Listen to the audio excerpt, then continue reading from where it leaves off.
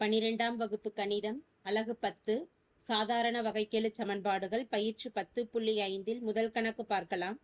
நிறை m உடைய ஒரு தானியங்கி இயந்திரத்தின் இயக்கியால் உருவாக்கப்படும் மாறாத விசை F எனில் அதனுடைய திசைவேகம் v என்பது m/dv/dt சமம் F-kv எனும் சமன்பாட்டால் குறிக்கப்படுகிறது.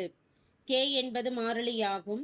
t சமம் 0 எனில் v சமம் 0 என கொடுக்கப்படும் போது v ஐ t இன் சார்பாக எழுதுக என கேட்கப்பட்டுள்ளது. கொடுக்கப்பட்டிருக்கக்கூடிய வகைக்கெழு சமன்பாட்டை v ஐ கொண்டு t இன் சார்பாக மாற்றி அமைச்சு எழுதணும். சமன்பாடானது m/dv/dt சமம் F-kv என கொடுக்கப்பட்டுள்ளது. இதுல இருந்து v மற்றும் t இன் சமன்பாடாக மாற்றி அமைக்கும் பொழுது வகையீட்டை கேன்சல் பண்றதுக்காக வேண்டி தொகைப்படுத்தணும் சார்பை. அப்ப சார்பை தொகைப்படுத்தணும் என்பதற்காக dv/dtல v ஒரு பக்கமும் dt ஒரு பக்கமும் நம்ம வச்சுட்டு சமன்பாட்டை மாற்றி அமைக்கணும். அப்படி மாற்றி அமைக்கும் பொழுது v உறுப்புகள்லாம் இடதுபுறம் கொண்டு வந்துட்டோம் அப்படின்னா dv வலதுபுறம் இருக்கக்கூடிய F-kv நம்ம பிரிச்சு எழுத முடியாது.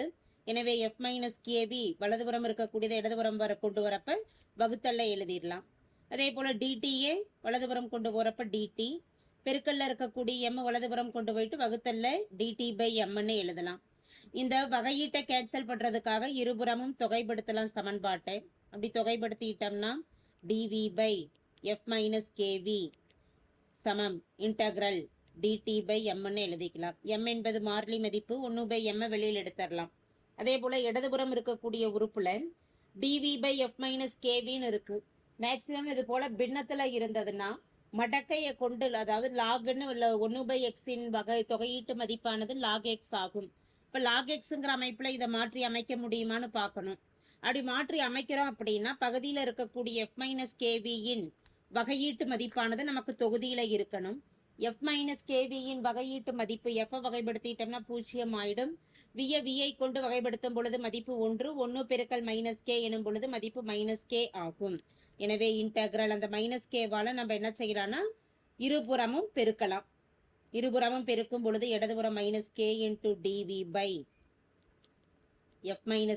சமம் இன்டகிரல் -k/m × dt. -k/m வெளியில் எடுத்துடலாம். அதே போல இன்டகிரல் -k × dv/F-kv எழுதிட்டு -k/m எழுதிட்டு இன்டகிரல் dtன்னு எழுதுறோம். dv இதை தொகைப்படுத்துறோம். அப்படி தொகைப்படுத்தும் பொழுது இடதுபுற மதிப்புக்கு log of F-kvன்னு எழுதிடலாம். வலதுபுற மதிப்புல -k/m. dtயை தொகைப்படுத்தும் பொழுது இன்டகிரேஷனும் டிஃபரன்சியேஷனும் கேன்சல் ஆயிடுச்சுன்னா t மட்டும் வரும் +c ஆகும். இதை சமன்பாடு 1ன்னு எடுக்கலாம். சமன்பாடு 1 ஆகும். இப்ப இந்த சமன்பாட்டுல இருந்து c என்ற மாறிலியின் மதிப்பு கணக்கிடுவதற்கு வினாவில் கொடுக்கப்பட்டிருக்கக்கூடிய நிபந்தனை, அதாவது t = 0 எனும் பொழுது v சமம் 0 என கொடுக்கப்பட்டுள்ளது. அந்த மதிப்புகளை சமன்பாடு 1ல் பிரதியிடலாம். t = 0 மற்றும் v சமம் 0 என 1ல் பிரதியிட கிடைக்கக்கூடிய மதிப்பானது log of F-k × v k × 0 வலதுபுற மதிப்பு -k/m tக்கு பதிலாக 0ன்னு பிரதியிடுறோம் +c. இடதுபுறம் மீதம் அமைந்திருக்கக்கூடியது log f. வலதுபுற மதிப்பு 0 ஆயிடுச்சுன்னா c மட்டும் இருக்கும். எனவே c இன் மதிப்பானது log f ஆகும். c இன் மதிப்பு log f. c இன் மதிப்பு முதல் சமன்பாட்டில் பிரதியிடும் பொழுது வகைக்கெழு சமன்பாடானது therefore அதாவது log of F-kv சமம் -kt/m +c பதிலாக log fன்னு பிரதியிடலாம். log உறுப்பு 2ஐ இடதுபுறம் வைக்கும் பொழுது log of F-kv +log f இடதுபுறம் வரப்ப -log fன்னு எழுதிக்கலாம். -log f = -kt/m. லாகோட வகுத்தல் விதியை, மடக்கையின் வகுத்தல் விதியை பயன்படுத்தும் பொழுது log m - log n அப்படின்றதுல log m/nன்னு எழுதலாம். எனவே இது log of F-kv/fன்னு வகுத்தல் விதியை பயன்படுத்திட்டு எழுதுறோம். வலதுபுற மதிப்பு -kt/m. மடக்கையை கேன்சல் பண்றதுக்காக இருபுறமும் அடுக்கு குறுக்கி உயர்த்தலாம். அதாவது எக்ஸ்பனன்ஷியல் எடுக்கணும். எக்ஸ்பனன்ஷியல் எடுக்கும் பொழுது இடதுபுறம் மடக்கை லாக் கேன்சல் ஆயிடுச்சுன்னா F-kv/fன்னு அமையும். வலதுபுற மதிப்புல -e⁻ என அமையும். F-kv/f மைனஸ் அடுக்கில் மைனஸில் இருக்கிறது கீழே வகுத்தலில் வரப்ப ப்ளஸில் வரும்.